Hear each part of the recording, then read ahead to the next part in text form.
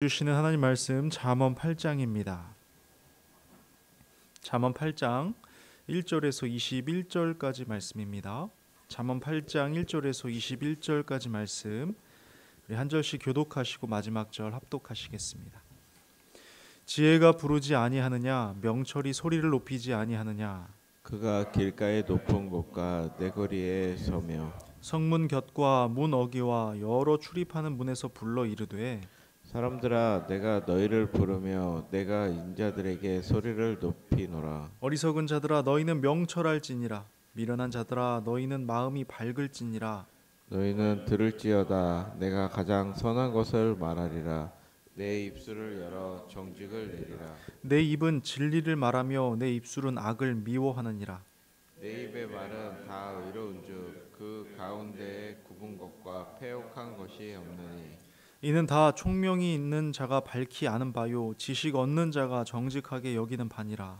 너희가 은을 받지 말고 나의 훈계를 받으며 정금보다 지식을 얻으라. 대저 지혜는 진주보다 나음으로 원하는 모든 것을 이에 비교할 수 없음이니라.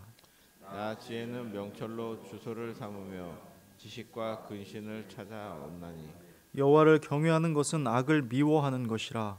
나는 교만과 거만과 악한 행실과 패역한 입을 미워하느니라. 내게는 계략과 참 지식이 있으며 나는 명철이라 내게 능력이 있으므로 나로 말미암아 왕들이 치리하며 방백들이 공의를 세우며 나로 말미암아 재산과 존귀한 자 곧 모든 의로운 재판관들이 다스리느니라. 나를 사랑하는 자들이 나의 사랑을 입으며 나를 간절히 찾는 자가 나를 만날 것이니라. 부귀가 내게 있고 장구한 재물과 공의도 그러하니라. 내 열매는 금이나 정금보다 나으며 내 소득은 수는보다 나으니라. 나는 정의로운 길로 행하며 공의로운 길 가운데로 다니나니 같이 봅니다. 이는 나를 사랑하는 자가 재물을 얻어서 그 곳간에 채우게 하려 함이니라. 아멘. 요점이 중요하다는 말 많이 들어보셨죠? 아니면 그래서 요점이 뭔데? 라고 말해보신 적 있으신가요? 글이 되었든 대화가 되었든 요점을 파악하는 일은 무척이나 중요합니다. 왜냐하면 요점이란 이해하는 것 이상의 의미가 있거든요. 요점은 나침반 같은 겁니다. 방향을 설정해 주는 것이죠. 그래서 요점이 없으면 헤매게 되는 겁니다. 잘못된 길로 접어들 수가 있고 엉뚱한 행동을 하기도 하는 거죠. 예전에 한 유명한 요리사가 TV 요리 대회에 출연을 했습니다. 그는 요리의 전 과정을 완벽하게 준비했는데요. 그날 시합에서는 탈락을 하고 말았습니다. 왜냐하면 그날 요리의 중요한 포인트를 놓쳐버렸거든요. 심사위원들이 강조한 것은 요리의 특별한 소스였는데 이 사람은 이 조건을 핵심이 아니라 부수적인 것으로 이해했던 겁니다. 그래서 재료와 모양, 식감 같은 것에 집중한 나머지 결국 요리의 소스가 심사 기준에 미치지 못했습니다. 실력은 뛰어났지만 요점을 놓친 결과 그는 실망스럽게 대회를 마무리할 수밖에 없었습니다. 이처럼 많은 노력과 시간을 쏟는다고 해도 요점을 놓치면 모든 것이 물거품 될 수도 있는 겁니다. 그런데 성경 말씀에도 요점이 있다는 것 아시죠? 오늘 함께 읽은 본문만 하더라도 우리는 1절부터 21절까지 많은 구절을 쭉 읽어봤는데요. 이 중에 핵심 구절은 딱 하나가 있고요. 그에 따른 행동 강령도 하나가 있습니다. 벌써 찾으셨는지 모르겠는데요. 잠시 호기심을 가지고 오늘 그 핵심을 함께 찾아봤으면 좋겠습니다. 먼저 1절부터 4절까지를 보면 지혜가 우리를 부르는 모습이 생생하게 묘사되어 있습니다. 지혜가 부르지 아니하느냐, 명철이 소리를 높이지 아니하느냐, 그가 길가의 높은 곳과 내거리에 서며 성문 곁과 문 어귀와 여러 출입하는 문에서 불러 이르되, 사람들아 내가 너희를 부르며 내가 인자들에게 소리를 높이노라 합니다. 지혜는 우리가 길을 걷는 모든 곳에서 소리를 높이는 거예요. 지혜는 우리의 관심을 끌기 위해 강하게 호소합니다. 골목길마다, 집 앞에서, 광장에서 애타게 부르짖습니다.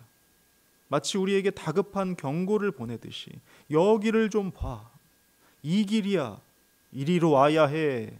라며 손짓하고 있죠. 분명한 것은 지혜가 결코 조용히 있지 않다는 겁니다. 그런데 당황스러운 건 많은 사람들이 지혜가 숨겨져 있다고 생각을 해요. 그래서 이 지혜를 찾겠다며 고행을 자처하고 명상도 해보고 많은 시간과 에너지를 쏟는다는 것이죠. 실상은 그 반대였는데 말입니다. 그러니 여기서도 요점을 잘 파악하는 것이 얼마나 중요한지를 엿볼 수가 있습니다. 그렇다면 지혜는 왜 이렇게까지 우리를 불러 세우고 손짓하며 오라 오라 하는 것일까요? 그 이유가 5절부터 12절까지 나와 있습니다. 지혜는 우리에게 무언가를 주고 싶어 하거든요. 그래서 부르지 않고는 견딜 수가 없었던 겁니다. 먼저 5절을 보면 지혜는 우리에게 명철을 주고 마음을 밝게 해줍니다. 지혜를 통해서 혼란스럽던 마음이 분명한 깨달음과 이해로 채워지는 것이죠. 뿐만 아니라 우리는 흔들리는 갈대와 같은 상태에서 벗어나 올바른 판단력과 명확한 시야를 얻게 되는 것입니다. 이어 6절에서는 지혜가 선한 것을 말하고 정직을 낸다고 말합니다. 7절에서는 지혜가 진리를 말한다고 강조하죠. 8절은 지혜의 말이 모두 의롭고 그 안에 굽은 것이 없다고 합니다. 9절과 10절에서는요, 지혜가 우리에게 총명과 훈계를 준다고 말하는데요. 이것은 삶을 바로 세우는 기준을 제시해 준다는 의미이고요. 우리의 행동과 마음가짐을 그 방향으로 이끌어 준다는 겁니다. 나아가 11절에서는요. 지혜가 진주보다 더 귀하다고 말씀합니다. 세상의 어떤 소유와도 비교할 수 없다는 거예요. 지혜는 변하지 않는 가치를 지녔기 때문에 또 변화시키는 능력을 가졌기 때문입니다. 마지막으로 12절에서는요. 지혜가 지식과 근신을 얻게 한다고 말합니다. 이 지식이란 단순한 정보가 아닙니다. 이것은 하나님을 아는 지식으로서 경험과 사귐, 맛봄에 가까운 것이죠. 또한 근신으로서 우리로 절제하며 균형 잡힌 삶을 살 수 있도록 돕습니다. 그런데 오늘 본문이 말하고자 하는 요점은 이것이 아닙니다. 여기서 끝이 아니었어요. 지혜는 단순히 더 나은 결정을 하게 하고 더 명철한 사람이 되게 하려는데 그치지 않습니다. 지혜의 진정한 목적은 본문 13절에 기록되어 있습니다. 여호와를 경외하는 것은 악을 미워하는 것이라. 나는 교만과 거만과 악한 행실과 패역한 입을 미워하느니라. 이것이 바로 지혜의 참된 목적입니다. 우리로 하여금 하나님을 경외하게 하고 그분을 높이며 악을 미워하게 만드는 것. 이것이야말로 지혜가 우리를 부르는 최종적인 이유인 것입니다. 그러나 현실을 바라보면 여호와 하나님을 진정으로 아는 사람들이 얼마나 적은지, 많은 사람들이 하나님이 누구인지 모르고 경외라는 말이 실제로 무엇을 뜻하는지조차 이해하지를 못합니다. 그리고 악이 무엇인지조차 구별하지 못한 채 살아가는 경우가 참 많죠. 이 시대는 정말 혼란스러운 시대입니다. 신에 대한 개념이 사람마다 다르고요. 그 신을 섬기는 방식도 제각기 다릅니다. 어떤 이들은 신을 그저 자신을 돕는 존재로만 여기거나 본인의 욕구를 위한 도구로 이해되기도 합니다. 따라서 신을 예배하는 행위도 정해진 것이 없고요. 그리고 무엇보다 악에 대한 정의가 모호해졌습니다. 시대에 따라 상황에 따라 사람에 따라 악의 기준이 변하고 혼란스러워졌습니다. 어떤 시대에는 악으로 간주되었던 것이 지금은 용납이 되거나 심지어 권장되기까지 합니다. 이러한 혼란 속에서 어떤 것이 참된 지혜이며 어떤 것이 참된 선인지 놓치는 경우가 많은 것이죠. 그러나 지혜는 오늘 명확하게 우리를 불러 세우며 말합니다. 참된 지혜의 길은 하나님을 경외하는 것이고 악을 미워하는 것이라고 말입니다. 하나님을 경외한다는 것은 단순히 두려워하는 감정이 아니라 그분을 우리 삶의 가장 중심에 두고 높이는 것입니다. 그리고 그분이 중심이기 때문에 자연스레 그분의 기쁨과 나의 기쁨이 맞닿게 되고, 그분이 미워하시는 일들은 내가 거절하게 되는 놀라운 삶의 전환이 일어나는 것입니다. 그리고 이것이야말로 우리가 걸어야 할 참된 길이며 지혜가 우리에게 간절히 전하고자 하는 핵심인 것이죠. 그렇게 앞서 살펴본 대로 지혜는 우리에게 얼마나 간절히 다가오고 있었습니까? 지혜는 길거리에서, 광장에서, 사람들 앞에서 큰 소리로 외치고 있었습니다. 이 지혜는 마치 누구든지 와서 마음껏 가져가라는 듯이 아무런 숨김없이 공개적으로 우리에게 다가오지요. 사랑하는 여러분, 우리는 이제 오해해서는 안 됩니다. 지혜는 결코 감추어진 보물이 아닙니다. 지혜는 특별한 자격이 있는 소수만이 가질 수 있는 게 아니라 길거리에 서서 누구에게나 손을 내밀고 있는 것입니다.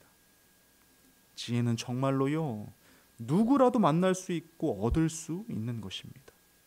그런데 그럼에도 불구하고 왜 모든 사람들이 이 지혜를 만나지 못할까요? 왜 모두 다 얻지 못할까요? 왜 어떤 사람들은 여전히 지혜의 부름에서 벗어나 헤매고 있을까요? 그 이유가 17절에 나와 있습니다. 나를 사랑하는 자들이 나의 사랑을 입으며 나를 간절히 찾는 자가 나를 만날 것이니라 합니다. 지혜를 사랑하는 사람만, 그리고 간절히 찾는 사람만 잡을 수 있기 때문입니다. 누구든지 만나고 볼 수는 있지만 마음이 없다면 그저 지나칠 뿐이거든요. 그렇지 않나요? 일상에서 마주치는 많은 것들 중에서 관심 있는 것만 눈에 들어오는 경험, 누구나 해보셨을 겁니다. 2021년에 보스턴의 유품정리 벼룩시장에서요, 한 수집가가 그림 한 점을 $30에 구입합니다. 그런데 이 그림이 실은 알브레이트 듀러의 유작이어서 큰 기사로 나온 적이 있었죠. 이 작품은 최소 600억의 가치를 지닌 것으로 감정이 됐습니다. 많은 사람들이요, 그림 앞을 지나쳐 갔지만 그것을 주목한 사람은 한 명뿐이었던 겁니다. 왜 이렇게 다른 반응이 나온 거죠? 관심의 차이입니다. 관심이 없으면 아무리 그곳에 있어도 보이지가 않습니다. 간절히 찾는 마음이 없다면 바로 옆에 있어도, 심지어 외치고 있어도 들리지가 않는 겁니다. 지혜도 마찬가지인 거예요. 지혜는 길거리에서 우리를 부르지만 그것을 필요로 하는 마음이 없다면 아무 소용이 없습니다. 지혜를 사랑하고 간절히 찾는 사람만이 지혜를 만날 수 있습니다. 그저 지나칠 뿐인 것이죠. 이것은요, 복음과도 같습니다.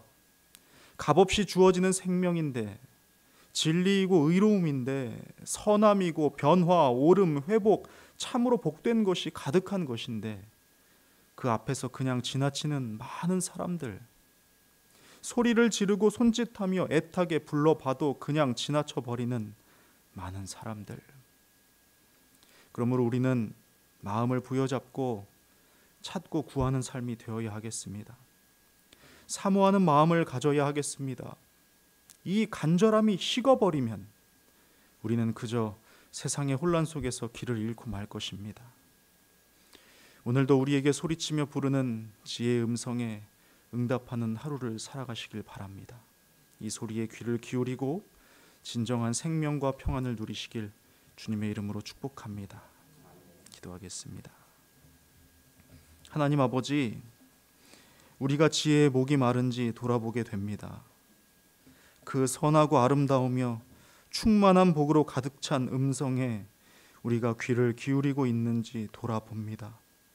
하나님, 닫혀진 모든 것을 열어 주옵소서. 복음과도 같은 이 아름다운 메시지가 우리의 삶을 주장하며 다스릴 수 있도록 인도하여 주옵소서. 오늘 하루도 이 음성에 귀를 기울이며 주와 동행하는 삶 되기를 간절히 원하오니 인도하여 주옵소서. 예수님의 이름으로 기도드립니다. 아멘.